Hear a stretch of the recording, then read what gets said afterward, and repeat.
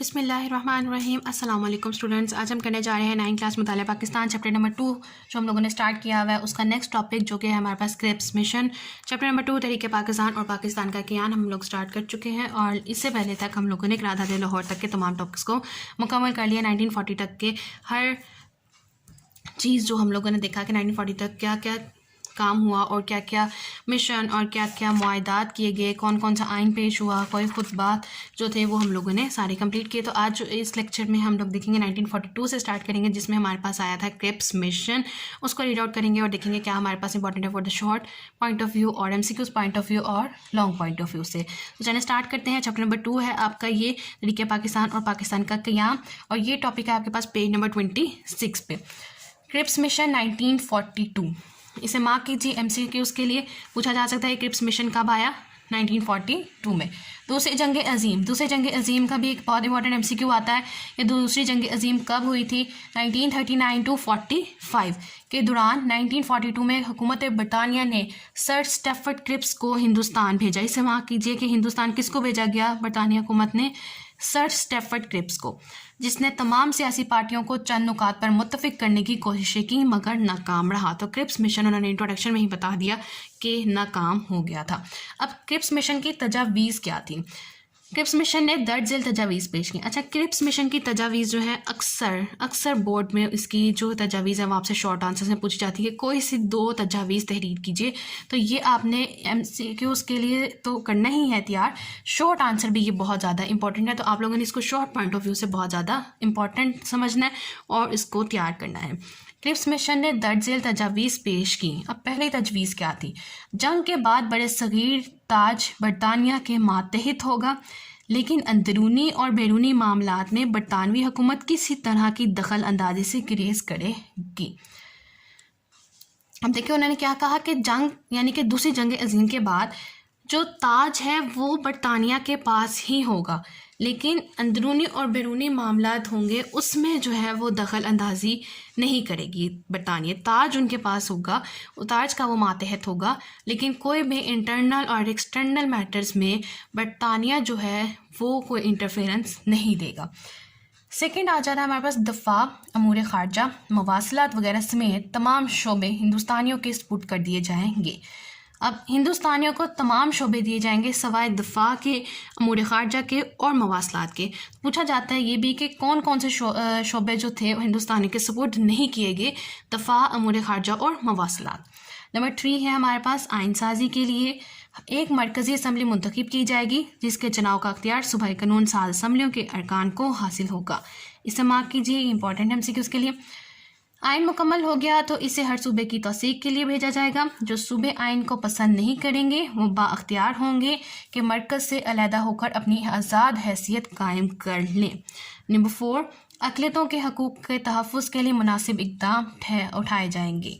Sir Stafford Cripps की यह तजवीज़ मुस्लिम लीग और कांग्रेस के अलावा दूसरी सियासी जमातों ने भी मुस्तरद कर दी।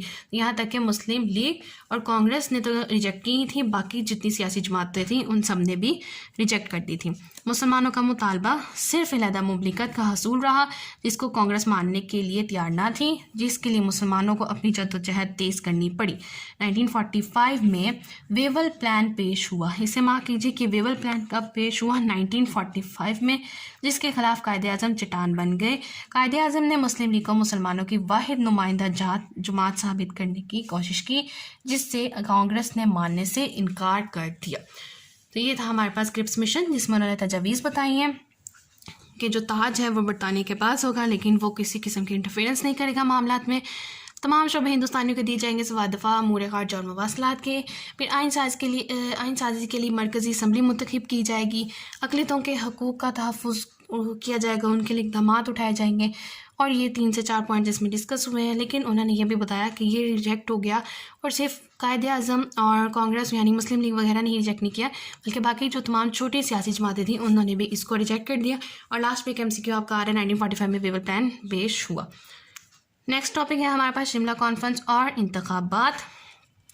जब 1945 में बरतानिया को इस बात का यकीन हो गया कि वो जंग में फ़तह हासिल कर लेगा तो वायसराय लॉर्ड वेवल ने ऐलान किया। अब देखें वायसराय लॉर्ड वेवल ने क्या ऐलान किया, इसके देखते हैं कि वायसराय की इंतज़ामी कौंसिल में तमाम तर हिंदुस्तानी अरकान शामिल होंगे। उसने ऐलान किया कि वायसराय की इंतज़ामी कौंसिल में तमाम हिंदुस्तानी अरकान शामिल होंगे।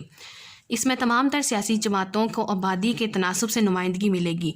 और नुमाइंदगी किस तरह मिलेगी? सियासी जमातों को आबादी के तनासब से, सियासी जमातों को नुमाइंदगी आबादी के तनासब से दी जाएगी, यानी मुसलमानों और हिंदुओं की तादाद बराबर होगी।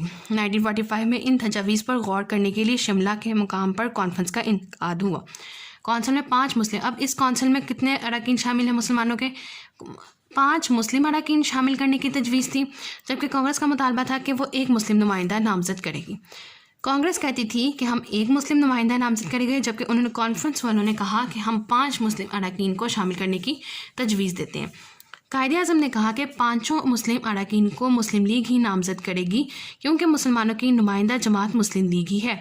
इसी नुक्ते पर शिमला कॉन्फ्रेंस नाकाम हुई। अब आपसे पूछा जा सकता है कि शिमला कॉन्फ्रेंस कैसे नाकाम हुई, तो आप लोगों ने स्टार्ट से लेकर यहाँ तक जो है वो इसका आंसर लिख देना है। जब शिमला कॉन्फ्रेंस में इस बात का फैसला ना हुआ कि मुस्लिम लीग मुसलमानों की वाहिद नुमाइंदा जमात है, तो इस बात का फैसला 1945 to 46 के इंतखाबात में हुआ। मुस्लिम लीग ने ज़बरदस्त कामयाबी हासिल की और मुसलमानों के लिए मखसूस नशस्तों पर मुकम्मल कामयाबी हासिल करके मुसलमानों की वाहिद नुमाइंदा जमात बनकर सामने आई। साइड पे आप लोगों के पास एक MCQ और इम्पोर्टेंट है, शिमला भारत की रियासत हिमाचल प्रदेश का एक तफरीह मुकाम है। तो शिमला क्या है?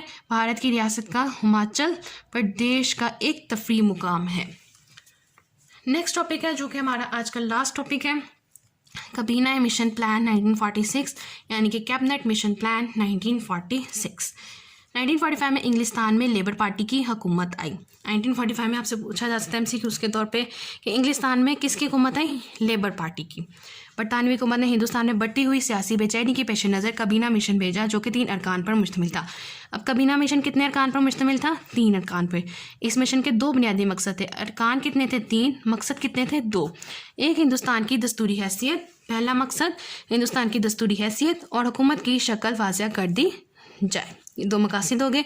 और दूसरे, मुसलमानों और हिंदुओं में नफ़रतों की खलीज कम करके हिंदुस्तान को मुत्तहिद रखने की कोशिश की जाए, लेकिन इंतखाबात ने साबित कर दिया कि ऐसा नहीं हो सकता। सॉरी, आपका जो दूसरा मकसद उन्होंने एक्सप्लेन किया वो यहाँ से है।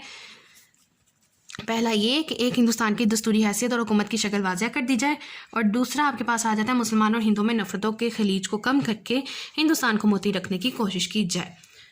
काबीना मिशन के अरकान ने तमाम सियासी जमातों के रहनुमाओं से मुलाकात की, मगर किसी नतीजे पर ना पहुंच सके। 16 मई 1946 को इन अरकान ने एक मंसूबे का ऐलान किया, जिसके नुमाया पहलू मंदरजा झेल है। अब 16 मई 1946 को इन अरकान ने जो मंसूबे का ऐलान किया, उनके नुकात देखते हैं। बड़े सगीर में यूनियन कायम की जाएगी, जो कि अमूर खारजा, दफा और मवासलात की जिम्मेदार होगी। अब यूनियन जो कायम करेंगे बड़े सगीर में, वो किस चीज़ की जिम्मेदार होगी? अमूर खारजा, दफा और मवासलात की। मरकज़ी अमूर के अलावा बाकी तमाम अख्तियारात सूबों को दिए जाएंगे। तमाम अख्तियारात सूबों के पास होंगे सिवाय मरकज़ी अमूर के। सूबों को अख्तियार होगा कि वो बाहम ग्रुप बना लें और हर ग्रुप अपना दस्तूर मुरतब करे। हर 10 साल के बाद सूबों को अख्तियार होगा कि वो कसरत राय से आइन की तब्दीली का मुतालबा कर सके। इसी के साथ है लास्ट पे हमारे पास यौम रास्त इक़दाम, डायरेक्ट एक्शन डे। 16 अगस्त 1946 को मुस्लिम लीग ने अवामी सतह पर यौम रास्त इक़दाम मनाने का फ़ैसला किया, क्योंकि हिंदू अंग्रेज़ों के बाद बड़े सगीर पर हुकूमत का ख्वाब देख रहे थे। इस रोज़ बड़े सगीर में जगह जगह जलसे किए गए, जिसमें कांग्रेस के अज़ाइम को बेनकाब किया गया। तो डायरेक्ट एक्शन डे की बहुत इंपॉर्टेंट शॉर्ट क्वेश्चन है और MCQs है। ये अक्सर आपसे पेपर में यौम रास्त इक़दाम के बारे में आपसे पूछा जा सकता है। तो स्टूडेंट्स, ये था हमारे पास आज का लेक्चर, जिसमें हम लोगों ने 4 चीज़ें डिस्कस की हैं। क्रिप्स मिशन 1942, शिमला कॉन्फ्रेंस और इंतखाबात 1945 और 46 के, उसके बाद काबीना मिशन प्लान वो भी 1946, और लास्ट पे आ जाता है यौम रास्त इक़दाम, जो भी 1946 में ही हुआ था। और ये था हमारे पास आज का लेक्चर। और मुझे उम्मीद है कि आप सबको आज का लेक्चर समझ आया होगा। इनकेस कोई क्वेश्चन है, कोई क्वेरी या कोई ऐसी चीज़ या कोई ऐसा पॉइंट जो आप लोगों को समझ में नहीं आया तो आप मुझसे पूछ सकते हैं। इंस्टा आईडी और ईमेल आईडी पे भी आप लोगों को कोई भी कन्फ्यूजन है तो आप उस पर भी कॉन्टैक्ट करके पूछ सकते हैं। और मेरी तरफ से मुकम्मल कोशिश होगी कि आप लोगों की हर क्वेश्चन को, हर क्वेरी को, हर कन्फ्यूजन को दूर किया जा सके। और लास्ट में स्टूडेंट्स, मेरी आप सबसे सिर्फ एक रिक्वेस्ट है कि काइंडली प्लीज़ चैनल को सब्सक्राइब कीजिए, सपोर्ट कीजिए, वीडियो को लाइक कीजिए और आगे ज़्यादा से ज़्यादा शेयर कीजिए ताकि 1000 सब्सक्राइब्स का टारगेट जो है वो जल्द से जल्द मुकम्मल किया जा सके। Thank you.